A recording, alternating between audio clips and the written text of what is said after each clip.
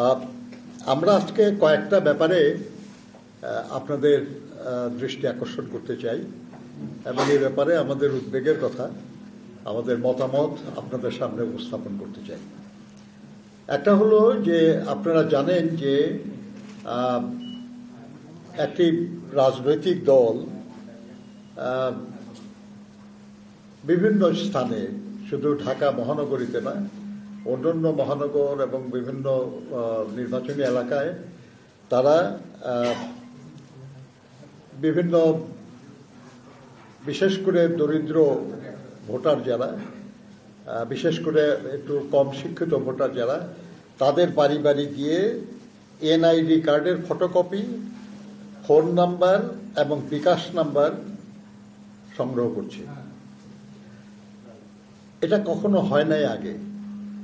আমরা বহু নির্বাচনে অংশ নিয়েছি, কিন্তু কখনো এটা আমরা দেখি নাই। কিন্তু এবার এই কাজটা করা হচ্ছে এবং কেন করা হচ্ছে এই নিয়ে আমরা একটু খোঁজ নেওয়ার চেষ্টা করেছি, বোঝার চেষ্টা করেছি এবং আমরা আশঙ্কা করছি যে তারা ভুয়া এনআইডি বানিয়ে জাল ভোট দেওয়ার চেষ্টা করতে পারে এবং বিকাশ নাম্বার যে নিয়েছে তার মাধ্যমে তারা তাদেরকে অর্থ দিয়ে প্রলুব্ধ করতে পারে তাদের পক্ষে ভোট দেওয়ার জন্য। এটা শুধু অনৈতিক না, বেআইনি এবং সুষ্ঠু নির্বাচন অনুষ্ঠানে এটা একটা প্রতিবন্ধকতা। আমরা বিস্ময়ের সাথে লক্ষ্য করছি যে এই বিষয়টা আপনার সোশ্যাল মিডিয়ায় এবং আপনার ট্রেডিশনাল মিডিয়ায় এগুলেন প্রকাশ হয়েছে, প্রচার হয়েছে, কিন্তু নির্বাচন কমিশন এই ব্যাপারে কোনো ব্যবস্থা গ্রহণ করে নাই। আমরা গতকাল প্রধান নির্বাচন কমিশনার এবং অন্যান্য নির্বাচন কমিশনারদের সঙ্গে কথা বলেছি, সেখানে আমরা এই বিষয়ে আমাদের উদ্বেগের কথা জানিয়েছি, কিন্তু এখনো কি ব্যবস্থা নেওয়া হয়েছে আমরা জানি না। আমরা মনে করি যে এই অনৈতিক, বেআইনি এবং সুষ্ঠু নির্বাচনের পথে প্রতিবন্ধকতা সৃষ্টিকারী কার্যক্রম সম্পর্কে তারা দ্রুত কার্যকর ব্যবস্থা নেবেন এবং যাতে করে এই ধরনের অপরাধ সংগঠিত হতে না পারে সেটা বাধা সৃষ্টি করবেন এবং তারপরেও কেউ করলে তার বিরুদ্ধে আইনানুগ ব্যবস্থা গ্রহণ করবেন। আমরা এটা তাদেরকে জানিয়েছি এবং আমরা আপনাদের মাধ্যমে আমরা পুনরায় এটা উল্লেখ করতে যাচ্ছি। প্রিয় বন্ধুগণ, আপনারা জানেন যে আমাদের দেশে এইবার পোস্টাল ব্যালটে অনেক ভোট দেওয়ার একটা পরিস্থিতি হয়েছে। আমরা প্রবাসীদের ভোটের অধিকার নিশ্চিত করার লক্ষ্যে, এটা আমাদেরই দাবি ছিল, সবার আগে আমাদের দাবি ছিল এটা বিএনপির, যে আমরা প্রবাসীদের ভোটের অধিকার চাই। সেটা আমরা বলেছি সরকারের কাছে এবং শেষ পর্যন্ত নির্বাচন কমিশন এটাতে এগ্রি করেছে। কিভাবে এটা করা যায় এই নিয়ে অনেক আলোচনার পর স্থির হয়েছে যে পোস্টাল ব্যালটের মাধ্যমে এই সুযোগটা নিশ্চিত করা হোক। আপনারা জানেন যে আমাদের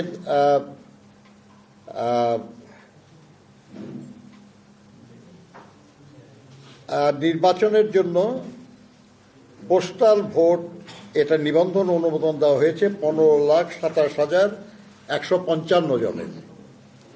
এর মধ্যে প্রবাসী আছেন 7,60,000-এর কিছু বেশি, বাকিরা দেশ থেকে নিবন্ধন করেছেন। এদের মধ্যে 6.25 লাখ সরকারি চাকরিজীবী, প্রায় 1,60,000 নির্বাচনী কর্মকর্তা, 10,000 আনসার বিটিভির সদস্য এবং 6,000-এর কিছু বেশি কারাবন্দী। সব মিলিয়ে এই পরিমাণটা যদিও 1% মতো বা তার চেয়ে একটু বেশি, কিন্তু আপনারা এটাও জানেন যে পোস্টাল ভোটের সংখ্যা 10,000 বা তার বেশি এরকম আসন আছে অনেক, 5,000, 7,000 ভোট আরো অনেক আসনে আছে। ফলে এই ভোট কোনো কোনো ক্ষেত্রে নিয়ামক হতে পারে যে কোন প্রার্থী বিজয়ী হবে। ফলে এই ভোট যাতে কোনো কায়দা কৌশলের কারণে বিশেষ কারো পক্ষে না যায়, এটা দেখার দায়িত্ব ছিল নির্বাচন কমিশনের। কিন্তু আমরা বিস্ময়ের সঙ্গে লক্ষ্য করেছি যে নির্বাচন কমিশন থেকে প্রবাসী ভোটারদের জন্য যে পোস্টাল ব্যালট পাঠানো হয়েছে, আমাদের দেশের ভিতরে এখনো পাঠানো হয় নাই, কিন্তু প্রবাসীদের কাছে পোস্টাল ব্যালট পাঠানো হয়েছে। সেখান থেকে আমরা বুঝতে পেরেছি, জানতে পেরেছি সেটা হলো যে সেই ব্যালটের যে পেপার, সেই পেপারে 5টা কলাম করা হয়েছে এবং 14টা লাইন করা হয়েছে।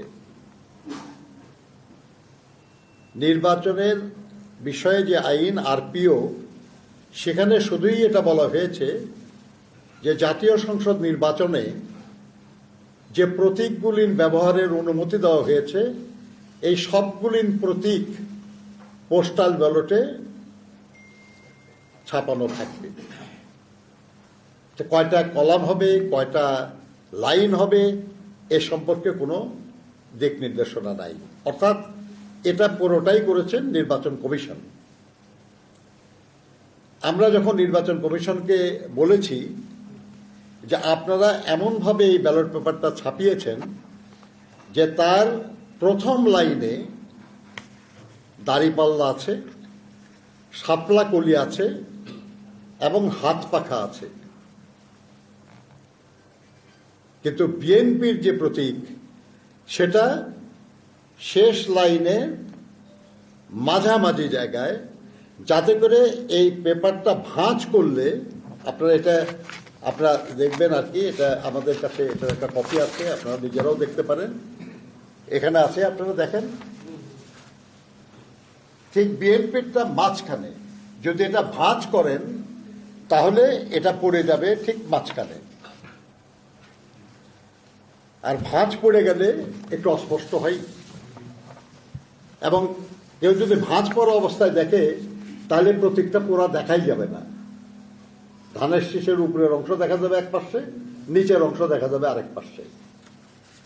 আমরা মনে করি যে এই বিষয়টা এমনি এমনি হয় নাই, এটা দৈব ঘটনা নয়, এটা ইচ্ছাকৃত। প্রধান নির্বাচন কমিশনার এবং নির্বাচন কমিশনাররা এ ব্যাপারে তাদের অজ্ঞতা প্রকাশ করেছেন যে তারা ঠিক জানেন না যে এটা কিভাবে হয়েছে এবং তাতে কোন প্রতীক প্রথম লাইনে বসছে, দ্বিতীয় লাইনে বসছে, এটা তারা খেয়াল করেন না। তারা বলেছেন যে এটা অ্যালফাবেটিক্যালি সাজানো হয়েছে। আমরা তাদেরকে বললাম যে অবশ্যই অ্যালফাবেটিক্যালি সাজানো হবে, কিন্তু এটা যদি 5টা কলাম না হয়ে যদি 4টা কলাম হতো কিংবা 6টা কলাম হতো, যদি এটা 14টা লাইন না হয়ে 13টা লাইন হতো বা 15টা লাইন হতো, তাহলে ঠিক এখন যেভাবে আছে সেভাবে হতো না। কিন্তু এক্স্যাক্টলি 5টা কলাম এবং 14টা লাইন করে 3টি বিশেষ রাজনৈতিক দলকে প্রথম লাইনে দেওয়ার উদ্দেশ্যটা কি? এটা এমনি এমনি হয় নাই। আমরা মনে করি যারাই এর পেছনে থাকুক, যারাই এই ঘটনার জন্য দায়ী থাকুক, আমরা তাদের বলেছি যে আপনারা তাদের ব্যাপারে খোঁজ খবর নেন যে কারা এই কাজটা করেছে। আর আপনারা জানেন যে এই ব্যাপারে অনেক রিসার্চ আছে সারা দুনিয়ায়, এবং সেখানে বলা হয়েছে যে শুধু প্রতীকের অবস্থানের কারণে 1 থেকে 10% ভোটের এদিক ওদিক হতে পারে। আমরা তাদেরকে বলেছি যে আপনারা দেশের ভেতরে এখনো বিলি হয় নাই এবং যথেষ্ট সময়ও আছে হাতে, এবং ভোটার মানে যে ব্যালট পেপার পুনরায় ছাপানোর বহু দৃষ্টান্ত আছে আমাদের দেশে। কাজেই এটা আপনাদের সংশোধন করা উচিত এবং দরকার হলে আপনারা পুনরায় ছাপায় এটা বিলি করবেন। এ ব্যাপারে যথেষ্ট সময় আছে। তো আমরা আপনাদেরকে অনুরোধ করব যে আপনারা একটু নিজেরাও যদি দেখেন আর কি আপনারা বুঝবেন যে বিষয়টা খুব স্পষ্টতই উদ্দেশ্যমূলক। আমরা এই এটাকে খুবই অন্যায় এবং অনৈতিক মনে করি। আমরা মনে করি যে এটা দ্রুত সংশোধন হওয়া প্রয়োজন। আমরা এটাও আলোচনা করেছি যে এই পোস্টাল ব্যালট নিয়ে আরো কিছু ঘটনা ঘটছে। আপনারা কেউ খেয়াল করে থাকতে পারেন যে বাহরাইনে একজন জামায়াত নেতার বাসায় 200-রও বেশি ব্যালট পেপার নিয়ে কাজ করার ভিডিও, প্রায় 7 মিনিটের ভিডিও ভাইরাল হয়েছে। ব্যালট পেপার আপনার একটা আমানত। আমার ব্যালট পেপার আমি ছাড়া আর কেউ দেখার সুযোগ নাই। এটা শুধু উচিত না তা না, এটা বেআইনি। আপনারা জানেন যে ভোট কেন্দ্রে আপনারা নিশ্চয়ই অনেকেই ভোট দিয়েছেন, যদিও বহু বছর অনেকেই ভোট দিতে পারেন নাই। আপনি যে ব্যালট পেপারটা নেন, এই ব্যালট পেপার নিয়ে আপনি একটা এনক্লোজারের মধ্যে যান এবং সেখানে আপনি ব্যালট পেপার ভোট দিয়ে আপনি সেখানে বাক্সে ফেলে আসেন। এর মাঝখানে আর কারো এই ব্যালট পেপার দেখার বা আর কারো এই ব্যালট পেপার হাতে নেওয়ার কোনো সুযোগ থাকে না। অথচ দেখা যাচ্ছে যে এক বাড়িতে অনেক ব্যালট পেপার নিয়ে তারা কাজ করছে। তাহলে ব্যালট পেপারের বা নির্বাচনে ভোট দেওয়ার যে স্বাভাবিক প্রক্রিয়া, যে ন্যায্য প্রক্রিয়া, যে আইনানুগ প্রক্রিয়া, সেটা ব্যাহত হল। একই ঘটনা আমরা আজকেও পেয়েছি যে ওমানের একটা গ্যারেজে গাড়ির উপরে অনেকগুলো ব্যালট পেপার নিয়ে একজন কাজ করছে এবং যিনি করছেন তার নাম হুমায়ুন কবির এবং সেখানকার যারা বসবাস করেন তাদের জানিয়েছেন যে তিনি জামায়াতের কর্মী একজন। এসব ঘটনা অত্যন্ত উদ্বেগজনক এবং গতকালও আমরা শুধু বাহরাইনটা জানতাম, সেটা নিয়ে আমরা আলোচনা করেছি। আমরা নির্বাচন কমিশনকে বলেছি যে ব্যাপারে কার্যকর ব্যবস্থা আপনারা নেন। তারা বলেছেন যে তারা শুনেছেন এবং তারা এমবাসির মাধ্যমে খোঁজ নেওয়ার চেষ্টা করেছেন। সেখানকার যারা কর্মকর্তা ওই দেশের, তারা বলেছেন যে ইয়েস, এরকম একটা ঘটনা যে রিপোর্ট হয়েছে এটা সত্য এবং এটা অসত্য বলার কিছু নাই। আপনার এই ভিডিওটা দেখলে আপনারা পরিষ্কার বুঝবেন, একেবারে চেহারা স্পষ্ট এসছে এবং অসংখ্য ব্যালট পেপার তাদের টেবিলে, কেউ এটা হাতে নিয়ে কাজ করতেছেন, সবাই দেখতেছে আর কি। আমাদের ধারণা যে এই দুই জায়গায় এটা ধরা পড়েছে, কিন্তু এছাড়াও অন্যান্য দেশে এই একই কৌশলে ব্যালট পেপার নিয়ে এই ধরনের ছিনিমিনি খেলা হচ্ছে বা হতে পারে। আমরা নির্বাচন কমিশনকে অনুরোধ করেছি যে এটা বেআইনি কাজ এবং যারা এই বেআইনি কাজ করেছে খুব দ্রুত তাদের বিরুদ্ধে যদি শাস্তিমূলক ব্যবস্থা নেওয়া হয় তাহলে হয়তো অন্যরা সাবধান হবে, এই ধরনের অপরাধ নাও করতে পারে। তারা বলেছেন তারা এ ব্যাপারে উদ্যোগ নেবেন, কিন্তু আমরা জানি না যে কতটা উদ্যোগ তারা নেবেন এবং কি করবেন তারা। কিন্তু যদি না করা হয় আর যদি অন্যান্য দেশ থেকে এ ধরনের খবর আসতে থাকে তাহলে এই পোস্টাল ব্যালটের মাধ্যমে এই নির্বাচনের বিষয়টি প্রশ্নবোধক হয়ে যাবে, যেটা কোনো মতেই প্রত্যাশিত না। আমরা একটা সুষ্ঠু নির্বাচন চাই। আমরা চাই জনগণ এই নির্বাচনে আস্থা রাখুক এবং এই নির্বাচনের মাধ্যমে যে সরকার গঠিত হবে সেই সরকারও কোনো রকম কারসাজি করে ক্ষমতায় এসেছে এমন কোনো অভিযোগ না উঠুক। কিন্তু এই যে আপনার এনআইডি কার্ড নিয়ে, বিকাশ নাম্বার নিয়ে, এই যে আপনার পোস্টাল ব্যালট নিয়ে যে ঘটনাগুলো ঘটছে, এগুলো সবই অনৈতিকভাবে, বেআইনিভাবে নিজেদের পক্ষে অধিক ভোট সংগ্রহের অপচেষ্টা বলে আমরা মনে করি। আমরা শুধু নিন্দা জানাই না, প্রতিবাদ জানাই না, আমরা এই ধরনের ঘটনার সঙ্গে যুক্তদের শাস্তি দাবি করি। প্রিয় সাংবাদিক বন্ধুগণ, আমরা বারবার বলে এসেছি যে আমরা নির্বাচনে লেভেল প্লেইং ফিল্ড চাই, সবার জন্য সমান সুযোগ, দল বড় হোক বা ছোট হোক, ব্যক্তি ক্ষমতাবান হন বা না হন, পদবিধারী হন বা সাধারণ নাগরিক হন, সবার জন্য নির্বাচনে লেভেল প্লেইং ফিল্ড থাকা দরকার।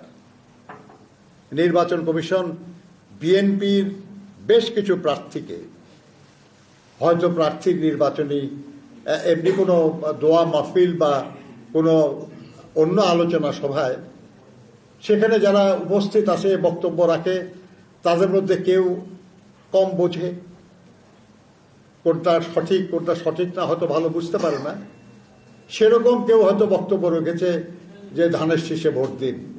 প্রার্থী না,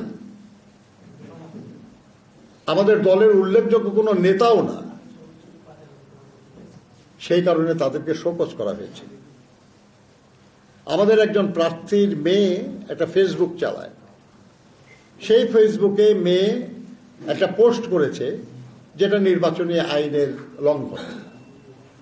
এই কারণে আমাদের প্রার্থী এবং তার মেয়ে দুইজনকে শোকজ করা হয়েছে।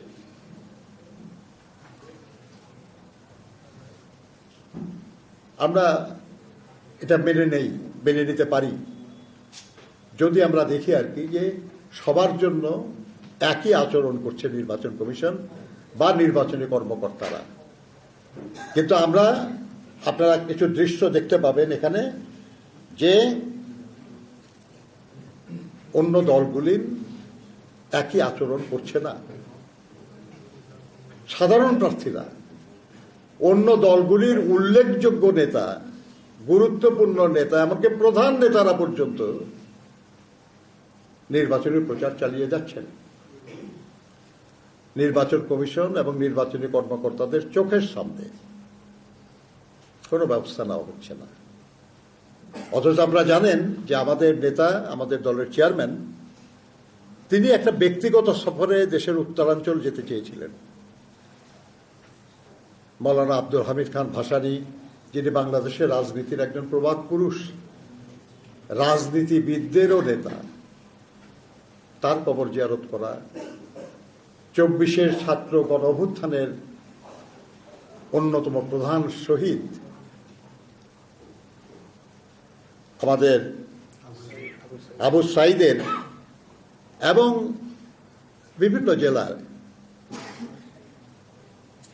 আরো যেসব শহীদরা শায়িত আছেন তাদের কবর জিয়ারতের মাধ্যমে তাদের স্মৃতির প্রতি শ্রদ্ধা জানানো, তার নানির কবর জিয়ারত করা, তার নিজের গ্রামের বাড়িতে যাওয়া এবং তার মা, যিনি গত 30শে ডিসেম্বর ইন্তেকাল করেছেন, তার জন্য কিছু দোয়া মাহফিলে অংশগ্রহণ করতে গিয়েছিলেন।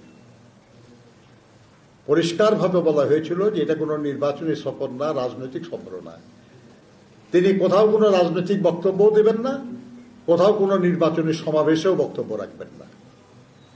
কিন্তু তারপরেও এই নিয়ে কিছু উদ্বেগ, কিছু উৎকণ্ঠা প্রকাশ করেছে অনেকেই, যার জন্য নির্বাচন কমিশন আমাদের অনুরোধ করেছিল যে আমরা যেন এই সফরটা 22 তারিখ পর্যন্ত স্থগিত রাখি।